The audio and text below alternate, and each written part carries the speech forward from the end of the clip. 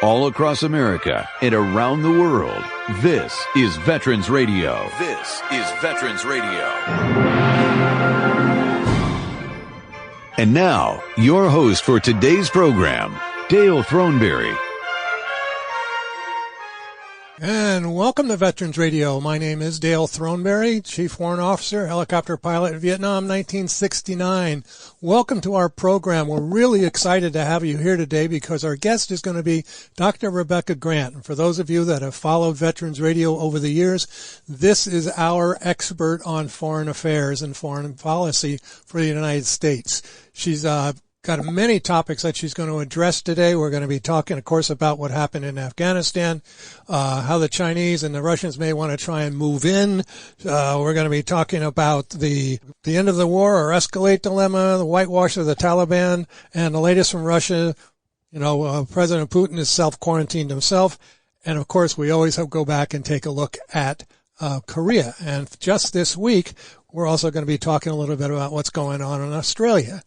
So I really encourage you to stick around. This is a great opportunity for you to learn the facts, the true facts. I think this woman is someone that I trust entirely. She's been involved with so many different things. She's a national security analyst in Washington. She's got her PhD in international relations from the London School of Economics. She worked at the RAND Corporation. She was on the staff of the Secretary of the Air Force and the Chief of Staff of the Air Force. She's involved with the Air Force Association. She has written over 100 articles for Air Force magazine, and she regularly appears on the Smithsonian Channel, Fox News, CNN, and, of course, here on Veterans Radio. But before I get to that interview, I've got to make sure that we thank our sponsors. We couldn't do this without their support and your support. So if you'd like to help out, please go to veteransradio.net, click on the Support Us button there, and click anything that you can do to help us out, because it does cost us a little money to be on our stations. And I should remind you that not only are we on here in Ann Arbor, Michigan, we're also on WDTK in Detroit, Michigan, KMET out in California, KWOZ in Minnesota, and online, of course. So please, we greatly appreciate any help that you could offer us. Thank you. So here we go. I want to thank our loyal sponsors, Legal Help for Veterans, specializing in veterans' disability claims. Call Legal Help for Veterans at 800-693-4800. The National Veterans Business Development Council, better known as NVBDC, is the nation's leading third-party authority for the certification of veterans-owned business. If you want to do business with the government and you are veteran-owned, you need to get certified by NVBDC. Go to their website. That's nvbdc.org. The Eisenhower Center in Ann Arbor and Jacksonville, Florida. They specialize in the treatment for veterans, first responders, and athletes. Anyone suffering from post-traumatic stress, TBI, or a closed head injury. They have in-house treatment centers, and they also do outpatient treatment as well. For more information about the Eisenhower Center, go to their website. That's eisenhowercenter.com. U.S. Wings, the manufacturers and distributors of the finest leather jackets in the world. They also manufacture and sell all sorts of military paraphernalia. Go to uswings.com for more information. The Charles S. Kettles VA Medical Center here in Ann Arbor, Michigan is a strong supporter of our program. We want to make sure that we thank our veteran service organizations here in the local Ann Arbor area. That's Vietnam Veterans of America, Charles S. Kettles Chapter 310. American Legion Post 46, and the VFW Post 423. Learn more about these organizations and the service they provide on our website at veteransradio.net/our sponsors. You can also find out what it would take for you to become a sponsor here on Veterans Radio. All right, so that's the business is out of the way. Let's get right into that interview. Here is Rebecca Grant. So we're back here now with Dr. Rebecca Grant, and as many of you listeners of Veterans Radio know, we've been talking with Dr. Grant for, almost 10 years now, and she is a national security analyst based in Washington, D.C. She has a Ph.D. in international relations from the London School of Economics. She worked at RAND. She founded IRIS, the independent research, which she specializes in research for government and aerospace industry, clients that range for analysis of military campaigns to projects on military technology and so forth. She's been seen on the Smithsonian Channel, Fox News, CNN, and of course Veterans Radio. So I want to make sure that we welcome back Dr. Rebecca Grant. Thank you, Dale. It's great to be talking with you again. It is, and we have a lot of things to discuss today. The news is, as all of our listeners are aware of, probably have been focusing on the withdrawal from Afghanistan. So I guess we should probably go there first. Yes, because the withdrawal from Afghanistan is going to be a stain on America's world reputation for decades, if not longer. I think as we start to step back from the chaos, a couple of things really strike me before we talk about some of the tactics and the strategy, Dale, and that is, this really is regarded now by the Taliban as a victory for jihad. I mean, they'll be weaving the rugs and putting this into tapestries. And this Taliban is very media savvy. They have multiple spokesmen. They have a big social media and internet presence, and they've made the most of this, saying that things that you just cringe to hear.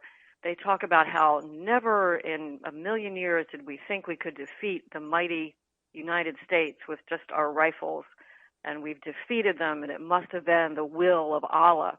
The things that are so painful to hear, they have concocted this into a victory for the ages as far as they're concerned. And why is that bad? And immediately that will help them with their online recruiting and with their stature in that horrid, shadowy world of international terrorism. So the victory of jihad in Afghanistan, unbelievable, would never have seen it coming even as early as June and July of this year.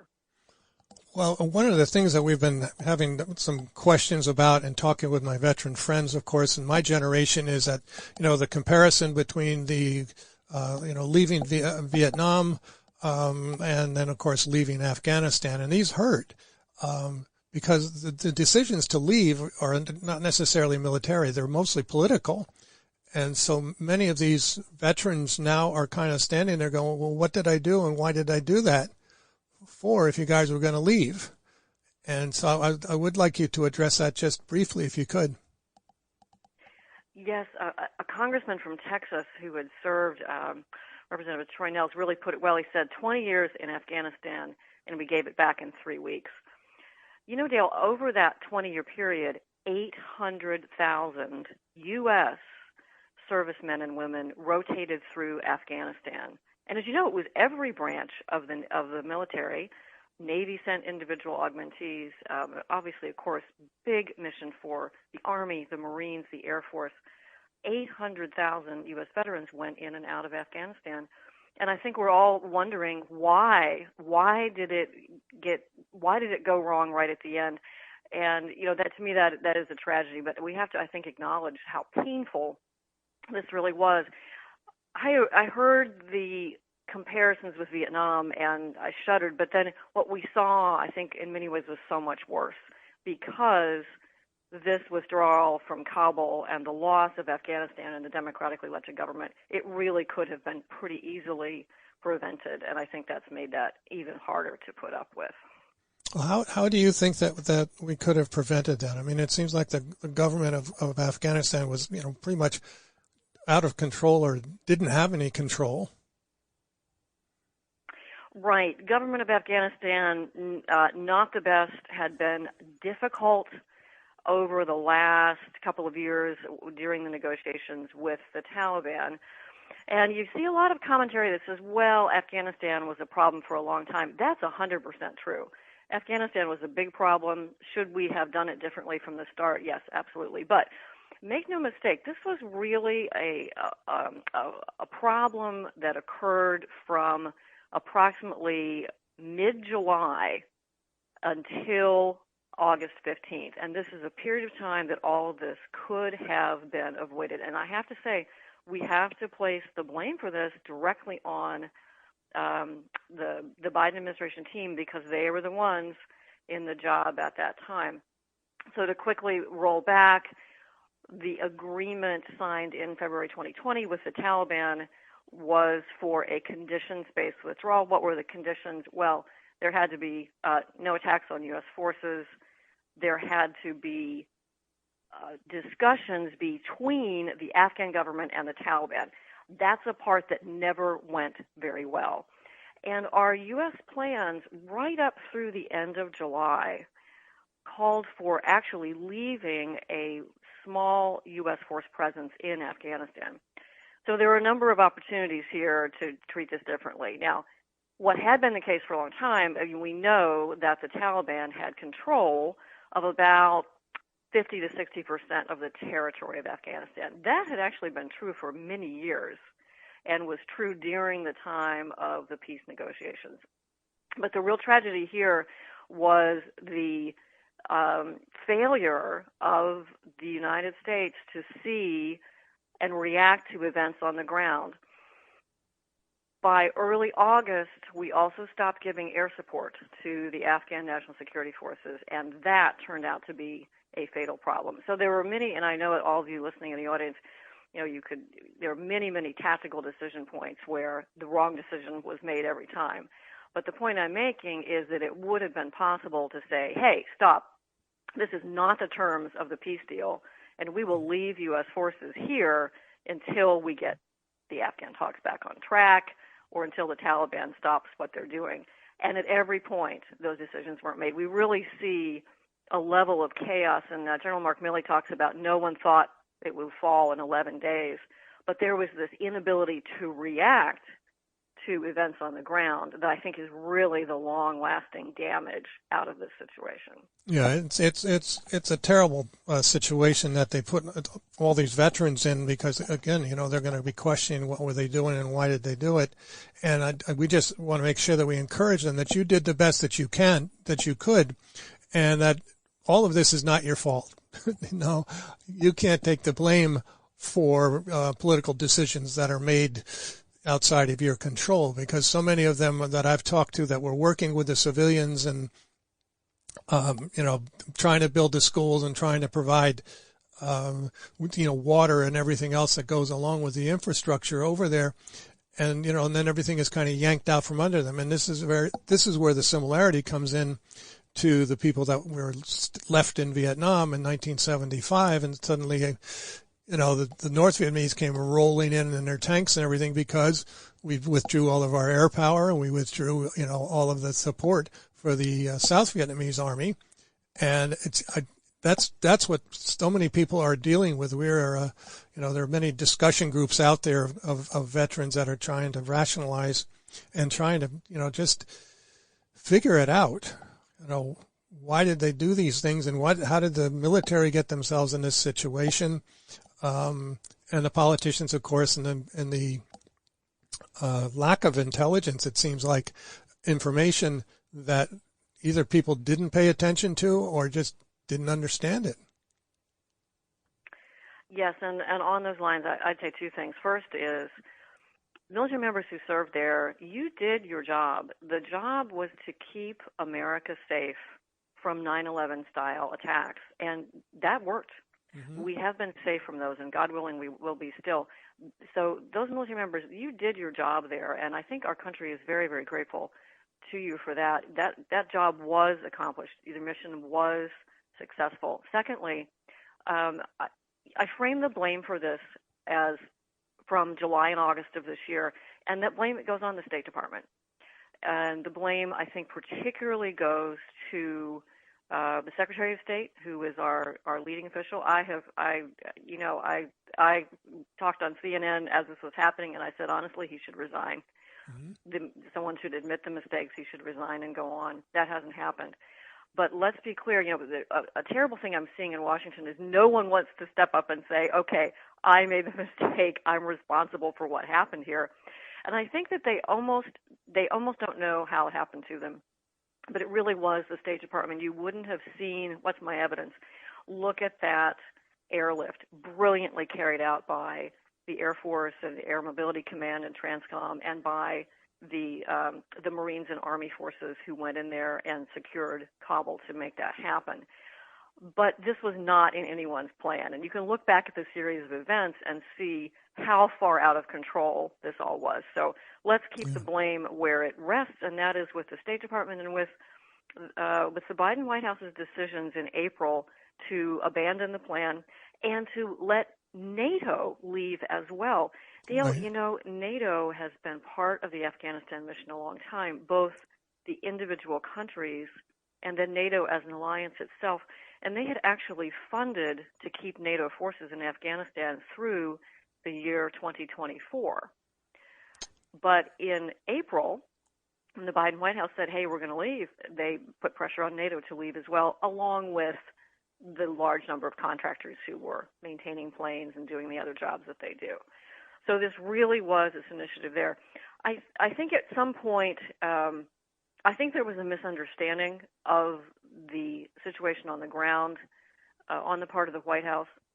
I think they were briefed that to go back in would take numerous brigade combat teams, would take 10, 15,000 soldiers to do that. I don't think that that really represented all the options that were there. But at any rate, it was just fumbled over and over again. But be clear, it really was a Washington State Department, National Security Council, and White House set of decisions. Mm-hmm. That's where the blame comes down to. Those are the folks in charge. They're the ones who made these decisions, and it's their fault. It would be nice if somebody would step forward, as you mentioned, and acknowledge that, yep, we did it, and, maybe make an apology to those 800,000 veterans that did serve in Afghanistan. So what's going to fill the void? Do you see the Taliban as just returning to the way that they were, or do you see some outside influences jumping in? Here's the other crazy part of that story, and that is the whitewashing of the Taliban. The president has talked from the beginning about the Taliban needing economic aid, about the conditions for the legitimacy of the Taliban state. And I'm stunned because there was a democratically elected government with a constitution in Afghanistan, and we just let that go. A sovereign nation, boom. No one's even talking about it anymore. So there's a whitewashing of the Taliban that's going on. I think what we're going to see next is a few things. One, the airport in Kabul has reopened, partly because it was left in pretty good shape, and we left behind quite a bit of equipment, firefighting equipment, all the stuff you need to run an airport. They got that running again pretty quickly, and we are already seeing that there is a food crisis in Afghanistan and the beginnings of the UN and others talking about supplying aid. I believe the U.S. is down for $64 million worth of aid to Afghanistan's Taliban government. Crazy, right? Yeah. But again, with this very media-savvy, very different Taliban, I think the Taliban want to be recognized as a legitimate state. They're also great negotiators, and they've said, well, if the United States isn't going to help us, we'll just get our aid from China. Mm-hmm. Now, China has already been in there. There was talk about Afghanistan's very valuable copper mine. China has actually had the lease on that mine since the year 2007.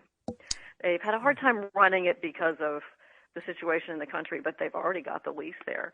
And I think Russia will be happy to help out because, oddly, Russia and China, who, of course, have borders, right, they want a peaceful Afghanistan. And I think the long-term plan did envision that the Taliban would become legitimate participants in Afghanistan's political process, in the government, but with an elected government. This takeover was not what anybody pictured. So the Taliban are going to try to go legit, but of course they are going to continue to carry out anything they feel like doing. We heard some odd reports about bickering between the Haqqani network and other elements of the Taliban. So what we really have there is a very unpredictable state that is a magnet for terrorists, where you can set up anything that you want in terms of terror activities, I imagine, and a state that is no good at governing. They're great at, running around and controlling people like the mafia out in the cities and provinces, but they're not really set up to be an international government. It's just beyond disgraceful that we're even discussing things like aid to the Taliban after they took over Afghanistan. It's crazy. I know, but the sad part is that you have the Afghan populace that are going to be suffering from the lack of food and so on and so forth that goes along with that. And I was just thinking about, how tribal that part of the world is.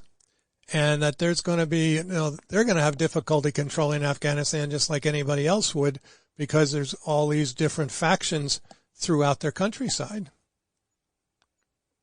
That's right. And of course, one of the major powers in Afghanistan is and always has been Pakistan. So Pakistan, under the Prime Minister Imran Khan, was a participant in this now sort of defunct, derailed peace process, and happy to help with security guarantees. But at this stage, it's just completely unpredictable, and we've seen the troubles on the border. And then that's on the one side. Back on the other side, you have Iran, which has a nearly 500-mile border with Afghanistan. There have been elements of Iranian forces in and out of that region for a long time. So it really is just a huge question as to how bad it's going to be. But I think that, in a way, I feel like the Biden administration now wants to see the Taliban succeed and go legit and succeed in governing the country. It's preposterous. What would have worked was the original plan under the 2020 peace deal, which was to convince the Afghan government to let the Taliban have some elected representatives within a sort of a mixed government. That was really where this was heading. That probably would have worked. I don't think this is going to work very well. And the stain on the decision making, really as a strategist, you say, you saw the U.S. lose initiative and then time after time after time fail to get the ball back, to use a football analogy. I think one of the key moments certainly was when the Taliban got to the outskirts of Kabul. They sent a team in to the presidential palace, kicked out Ghani, but the rest of the Taliban stayed outside the city for about 48 hours. There was the opportunity for the U.S. military to say, wait, don't go one step further, because this was still a bunch of guys, some of whom didn't have shoes and, right. Their AK-47s. So to see the loss of initiative, that's why I say I really implicate the State Department here, because, there just no one appeared to be able to think that they could do anything in this process other than go to their default evacuation order plan, which is what they did. And that's when the prison got opened up, all this. So this inability of this U.S. administration to take military initiative is the thing that I think has really stunned and worried our allies around the world and has made countries like China very bold and gloating over this. And I continue to see this even with our Afghanistan policy. We don't seem to have gotten the initiative back at any point in the last 6 weeks. No, I'm just, I was thinking about all the military people that I've ever talked to, especially the generals and so forth, that the war colleges and everything, they always have all these contingency plans for everything, it seems like. But nobody was listening to any of the contingency plans that they had. I'm sure that they must have had some plan to evacuate, Afghanistan if it got to this point, but it didn't seem as though they were following through on anything, as you mentioned. And here again, why it's the policy failure. When the commander-in-chief, President Biden is saying, I want to pull out and I don't care about anything else, and I'm going to keep to that August 31st date, you can go brief him how many times, and if the commander-in-chief says, I don't want to hear it, no, the State Department won't have anything to do with it, then you just stop briefing those plans, right? And, I don't know that that's what happened, but certainly one can imagine that. And just take that August 31 date. There was no need to hold to that date. I mean, really, what was, the decision should have been, hey, we'll leave when we're ready. We're going to stay here. We got the airport running. We're going to take people out, and it might take us a week longer. It might take us 2 months. So many different ways to do it. But when you have you've got a team with the Biden administration that were all more junior players under the Obama administration. And for some reason, they're a group that's known each other very well. Secretary of State was a staffer for the Senate when Joe Biden was there, and then he worked for him as VP. They're, the director of national intelligence is a lawyer who ran a bookshop in Baltimore for a while. but they've been together a long time. This is true of the National Security Advisor, Jake Sullivan, and the others. And even Secretary of Defense Austin, who is former general, of course, was in charge of Central Command during the Obama years, and so he knew this group pretty well. But him a little, he's in a different category. But the civilian group are a very, very tight-knit bunch, but without a lot of experience of taking military action during a crisis. Nor do most of them even come from a business background where, oh my gosh, you got to make decisions, right? Right. And this crisis just caught them all at their worst. But sadly, we are really going to pay a price, and I think the main price we pay is now how do we prove that the U.S. can take that global leadership role again? I mean, if you are an ally, if you're Taiwan, right, you've really got to be wondering what would happen. If you're, I don't know, Ukraine or Estonia, you got to wonder, oh my gosh, if I get in trouble, what will the United States do? Who's going to come? Who's going to come and rescue me now? I'm going to take just a real quick break here, and then we'll come right back. We're talking with Dr. Rebecca Grant about what's going on in the world. The first half of the program, we've been talking about Afghanistan and what could have, should have been done, but unfortunately was not. And the second part, I want to talk about how do we rebuild America's reputation. So you're listening to Veterans Radio, and we will be right back. The Medal of Honor is the highest award for valor in combat given a member of the Armed Forces of the United States. There have been over 3,400 recipients of the nation's highest award. This is one of them. Sergeant First Class Paul Smith gave his life to protect his troops. Details after this. If you have a VA claim denied by the Board of Veterans' Appeals, contact Legal Help for Veterans at 1-800-693-4800.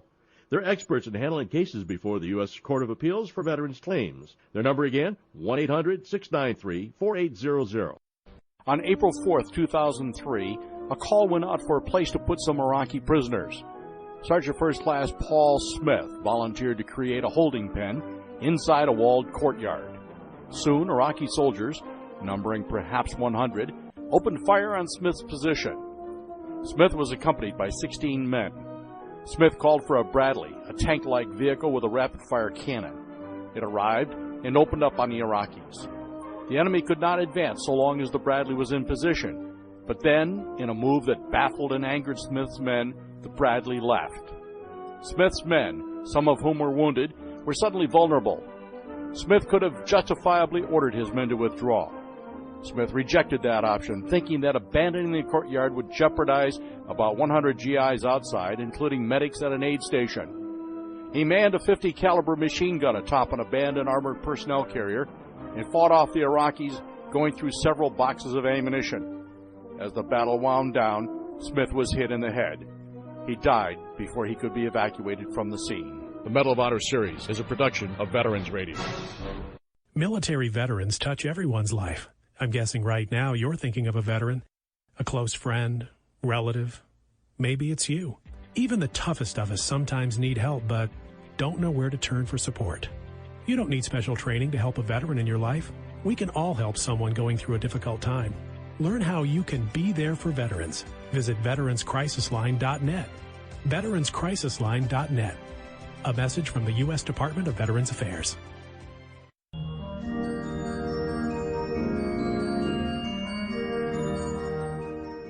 We're back now with Dr. Rebecca Grant, a national security analyst out of Washington, D.C. She runs her own organization, the IRS Independent Research, and so she's been helping us figure out what's going on in the world as far as American foreign policy is concerned. So, Dr. Grant, you mentioned earlier on that you felt that China and Russia would probably move into Afghanistan. What are they doing outside of that area? Well, China and Russia are active as always. Let's just cover Russia for a moment. They held their big war games recently, and they have continued to be the eager aggrandizers that they are. Interesting point, though. You know what happened to Vladimir Putin, who is their leader? Yes. He got exposed to COVID and is self-isolating for 2 weeks. Couldn't that happen. shows you that their vaccine, which they called Sputnik, their Sputnik vaccine, maybe didn't do what it was supposed to in his case. He doesn't really have it. He's just been exposed. Couldn't happen to a nicer guy. Right, it couldn't happen to a nicer guy, exactly. And one thing Putin has done a lot in the last couple of years is participate in war games with China. China and Russia have had a military relationship for a long time, but it's been a little bit cool. You know, China has stolen as much technology from Russia as they have from us, I think. Right. Not quite as good, but they've stolen quite a bit.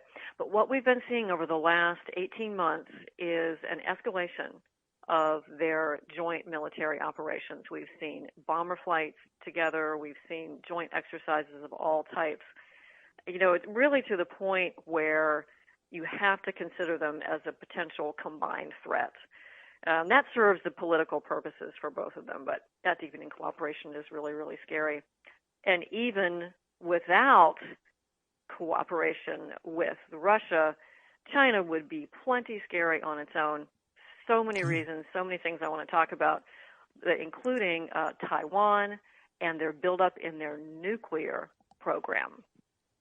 Okay, so let's talk about Taiwan first of all. Right, and Taiwan, so sad. You know, China's had its eye on Taiwan for forever.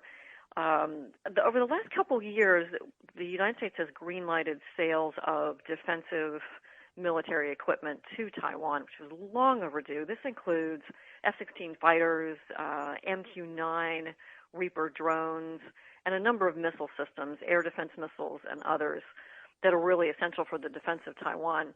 This is great, really needed to be done, but of course it just drives China bananas to see this happening.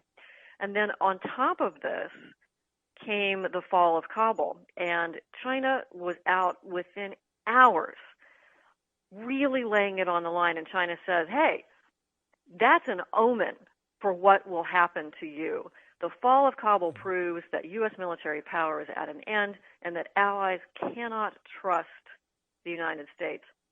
This was pointed directly to Taiwan and said basically the fall of Kabul means that the United States will not live up to its obligations to Taiwan to defend Taiwan. Wow. I mean, they wasted no time in coming out with this.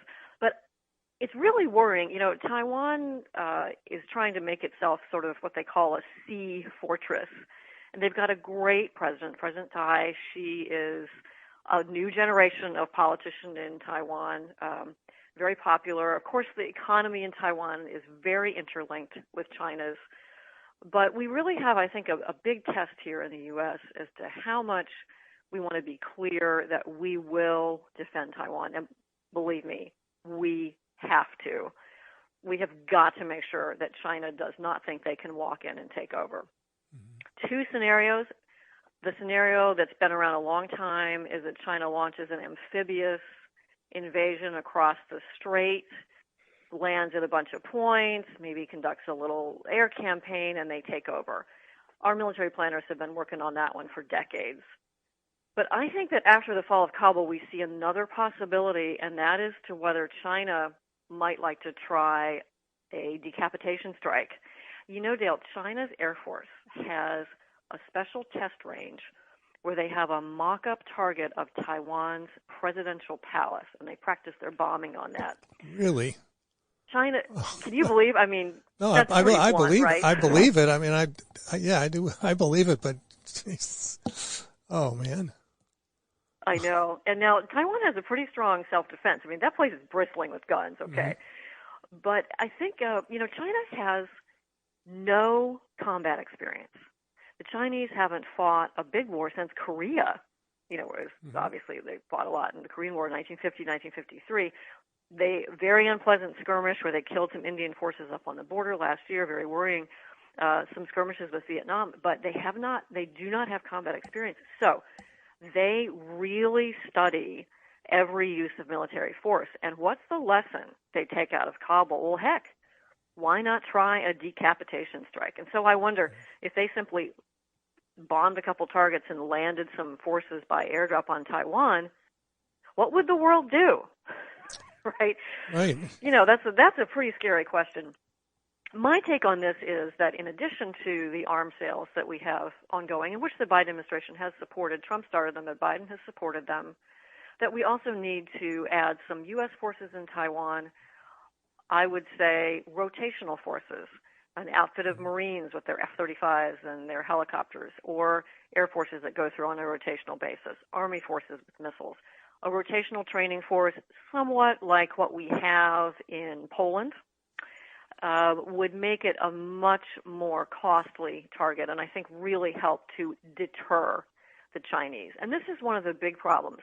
Got a force that doesn't have a lot of military experience.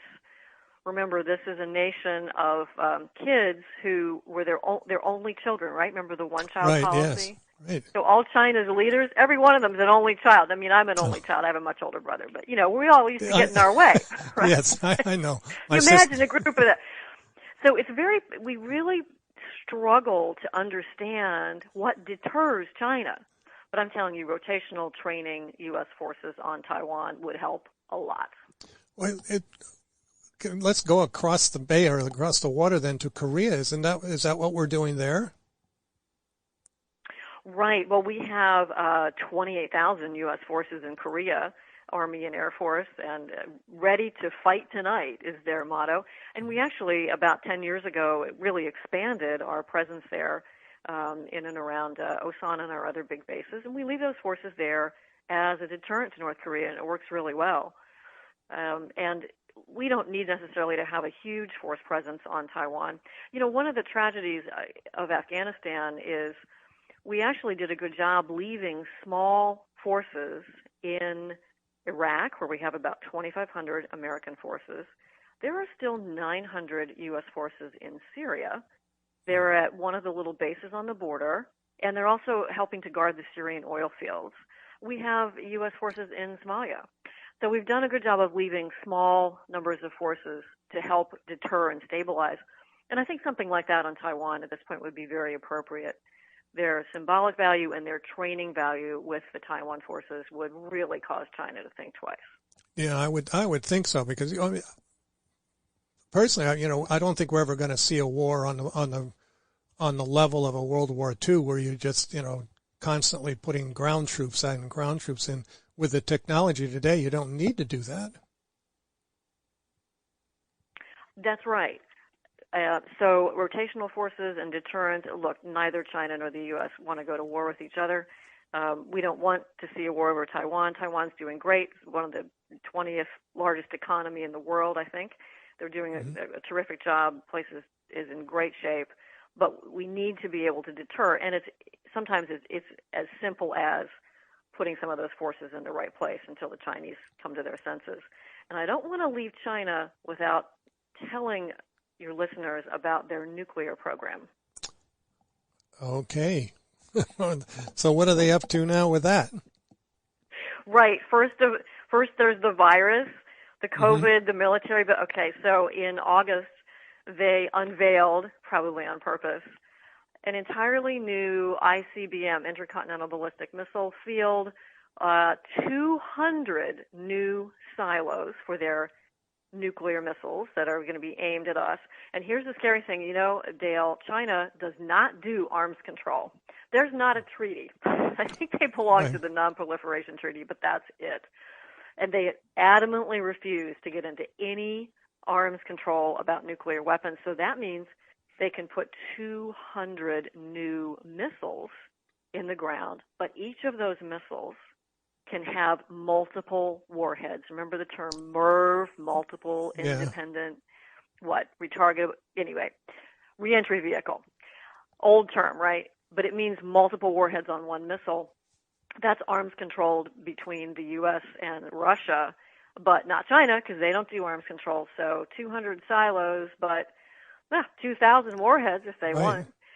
Really bad. And what I think is really scary about this, and Admiral Richard at Strategic Command talked about this again this week, is it's the pace that they're building. We are refurbishing our Minuteman missiles and building a new deterrent. We expect to have those missiles in the ground by about 2030, 2035. Oh. China looks on track to complete their 200 new silos with missiles in about 3 to 4 years. Why? They don't need these. They do not need these. They've typically kept a very small nuclear deterrent.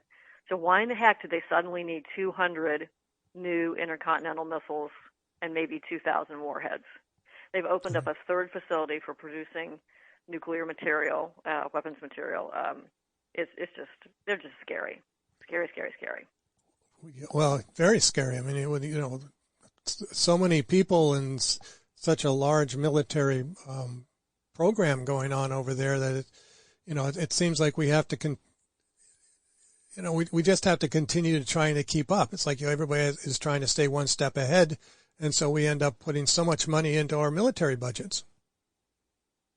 That's right, in trying to keep up, and we already know that we are either not as far ahead as we want to be, or slightly off the pace in areas like hypersonics. China's also really gone full steam ahead in their drone development. And what's the purpose of all this? Well, the military purpose is to try to lock the United States out of that half of the Pacific, which we don't want to let happen. Luckily, we have our tremendous allies, India, Japan, Taiwan, South Korea, Australia, and there's some news about Australia. But back to China for a minute.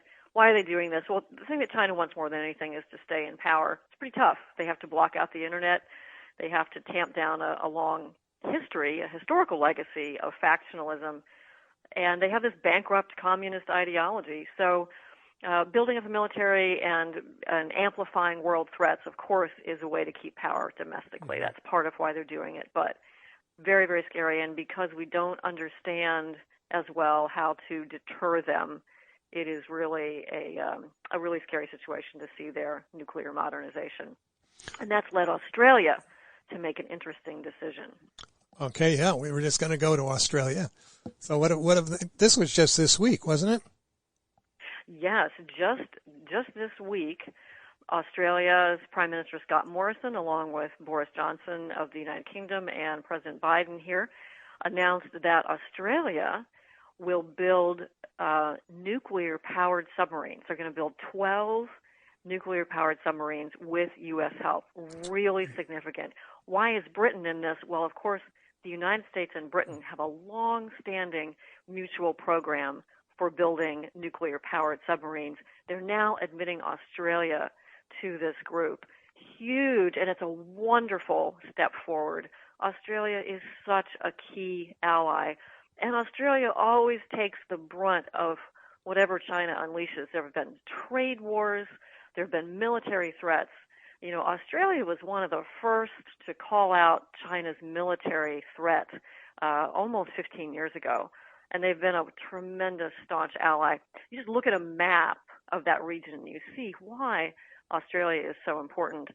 Australia's done well economically over the past decade or so, and they've spent a lot of that money on building up a really first-class military, terrific Air Force.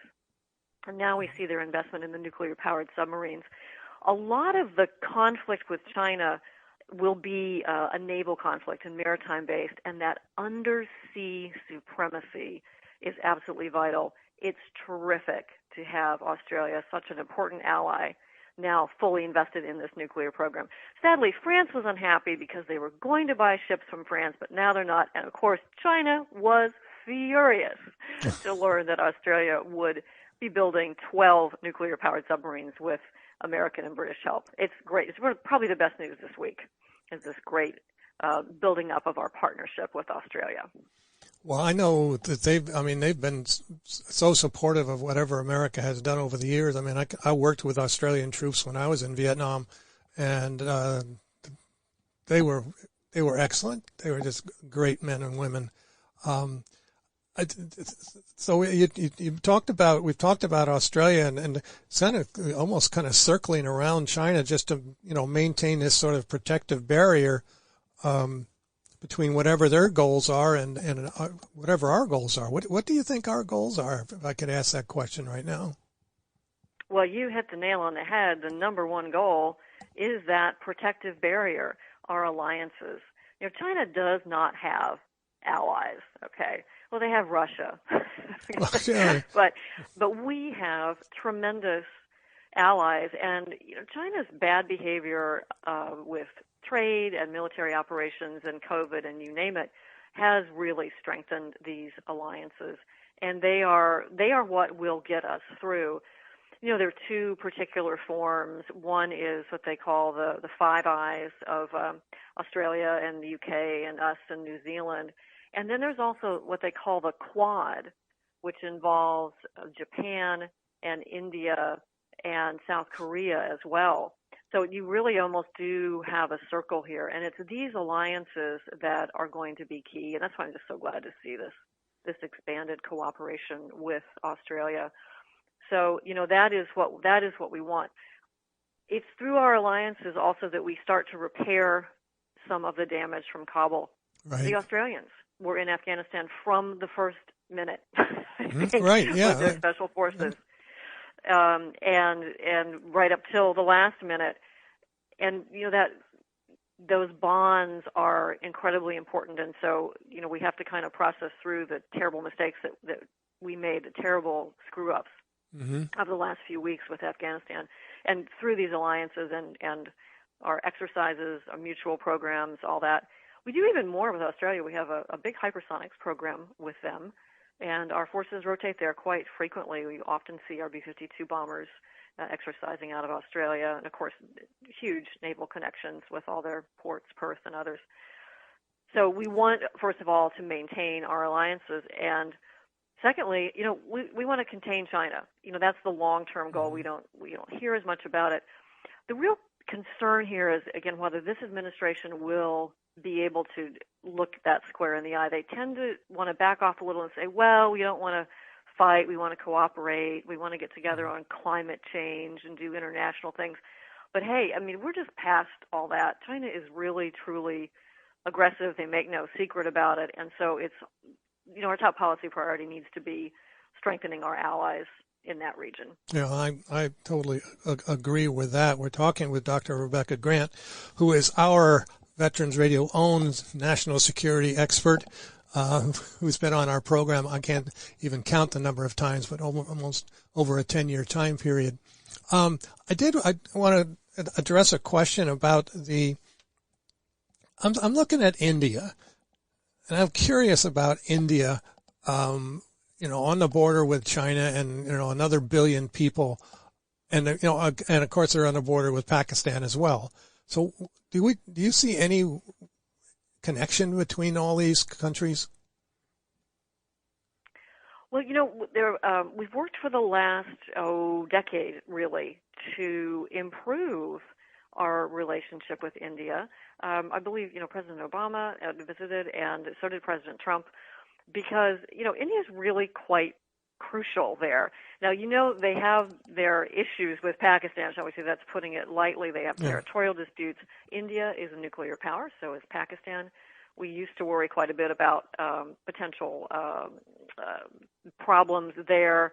They have a heavily armed border, and they look at each other, and, you know, and really even down to Afghanistan policy, there's been some back and forth and feuding and fighting. So we expect to see that with India and Pakistan. It's a fallout of the way that the British divested their interest in that area and left two states that really, really didn't get along.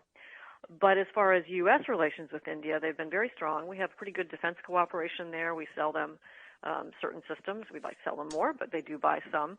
And I think we see now, because of the terrible incident that took place last year on the Indian border, where Chinese troops killed and then apparently mutilated about 20 Indian military forces up in there during a border dispute. And this, I mean, it was just a little bit reported, but then I think so much else happened that we lost sight of it. This was really bad, and it really ruined any sort of lingering flame of cooperation between China and India. So, you know, I think India is really a bright spot for U.S. foreign relations and really for the world in that area. Well, I would think so. I want to end this up with you. Bob Woodward's come out with another book, and you know is it Admiral Milley? Is that his name? General. I'm sorry, he's General. You know, supposedly making secret calls and so forth to China, and people, you know, the news media people are going crazy over this. And I was wondering if you could, as you put in your note to me, can we unpack the facts on that? Right. Let's start with Woodward, who was so famous and from the Watergate investigations of so very long ago. But, his last 3 books have been titled Rage, Peril, and Fear. Right, yeah. So that would tell you kind of the market he's going for at this point. And one just has to take Woodward with a grain of salt, because sometimes I think the military facts get taken out of context. Milley has not covered himself in glory this summer with Afghanistan and with his sort of very bumbling attempt to address critical race theory in the military. So Milley can be a bit of a chowderhead, all right? But having said that, the fact is that there is a U.S.-China strategic dialogue mechanism, which involves the chairman calling up his counterpart. Milley's the chairman of the Joint Chiefs of Staff. It's been going on since 2017. Obama started it. Trump actually put it into action. Milley's predecessor, General Dunford, made several calls. We want the chairman to call up his Chinese counterpart regularly and, trash talk him a little and just keep the communication there. Because, as I said earlier, it's very hard to understand the Chinese. They're not a combat experienced force. Deterring them is tough. You want that line of communication. Okay, don't freak out. The chairman also calls his Russian counterpart regularly. That's General Gerasimov, who's a bit of a goon, okay? He came to the Geneva Summit. He's always there with Putin. They talk regularly as well. And it's something that, again, we want that to happen. That's an outgrowth of the much longer hotline between Washington and Moscow that used to be this little red. Right, the red phone, back right. in the command center. So this is normal stuff. And you've got to remember, the chairman of the Joint Chiefs of Staff, it's a staff job. He is not in the military chain of command. The chain of command goes from the president to the Secretary of Defense to the combatant commanders. If that's nuclear weapons, which came up this week, that goes to strategic command. So Milley can say or do anything he wants, and he is just not in the chain of command for nuclear weapons. There is a little office at the Pentagon, the National Military Command Center, that has to authenticate that it's the president calling and giving orders in order to initiate a nuclear war. They rehearse that all the time, like you practice everything. But then that command goes to STRATCOM, Admiral Richard, who executes that. So a lot of this tempest was just some here. We don't even know if this stuff is true in Woodward's book because he always anonymously sources. So it sounds awful. As I said, Milley has not been covering himself in glory. I'm not a big fan of his this week. But some of the military facts here are really, really off. And, I worry that this is another attempt to distract from the situation in Afghanistan and possibly to set up Milley to take some of the fall for this. So who knows? I mean, I've been disappointed in some things Milley has said and done, but the facts in this case have really got distorted by the Woodward book. Wow. There's always stuff out there that thankfully we have you to go to and say, what is really happening here? Is there anything else that you would like to discuss today? Oh, I've just so enjoyed talking with you. I did want to just give a quick comment on North Korea. Okay. They have done a couple of short-range tests, but I'll have to say, so far they are holding to their word about not testing any long-range missiles or more nuclear weapons. So that's a little bit of a good thing, I would say. But and I would just say again, let's go back to Afghanistan. I just want to send out my thanks, and you as well, I know, have done this already, to those 800,000 U.S. service members, men and women who served in Afghanistan. I think it really did help keep America safer. I have no doubt about that. And my heart breaks for everyone watching this. It's been hard for me as an analyst to watch what's going on. I can't even imagine for those who were there, those who lost friends there. And also, it's up to our military to help just bit by bit and relationship by relationship to repair our U.S. world leadership role. And the best people to do this now are tremendous U.S. servicemen and women. You've got it. Take it away. Okay. Awesome. Thank you, Dr. Rebecca Grant, for being on Veterans Radio again. We'll check in again in another quarter or so to make sure we can find out what's really going on in the world. Thank you, Dale. That was Dr. Rebecca Grant. We hope you enjoyed that interview. We hope you enjoyed the program today, and maybe we actually learned something new. I know I did. So thanks very much for listening. We hope that you'll tune in again next week. If you have a story idea you'd like us to share or take a look at, you can go to veteransradio.net and just click on the Contact Us and give us your idea.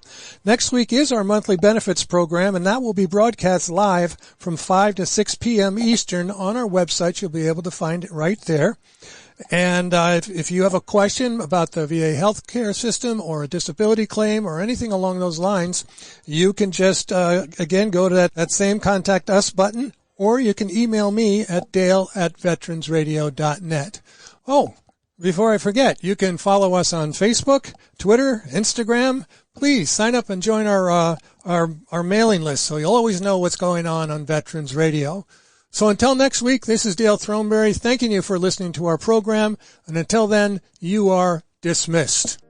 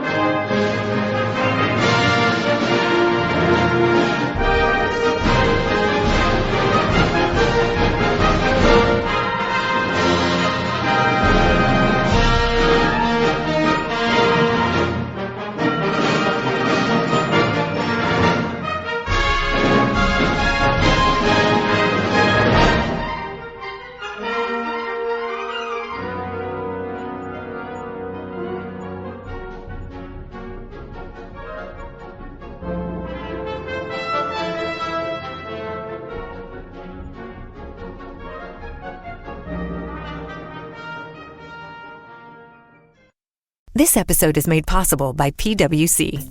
A robot may not be coming for your job, but competitors are coming for your market share. At PwC, we pair the right tech with the right solutions to help you gain a competitive edge. Reimagine operations from the cloud, fuel innovation with responsible AI, and detect risks before they become headlines. That's human-led and tech-powered. It's all part of The New Equation. Learn more at thenewequation.com. With the Lucky Land Slots, you can get lucky just about anywhere. This is your captain speaking. We've got clear runway and the weather's fine, but we're just going to circle up here a while and get lucky. No, nothing like that. It's just these cash prizes add up quick. So I suggest you sit back, keep your tray table upright, and start getting lucky. Play for free at LuckyLandSlots.com. Are you feeling lucky? No purchase necessary. Void where prohibited by law. 18+ terms and conditions apply. See website for details.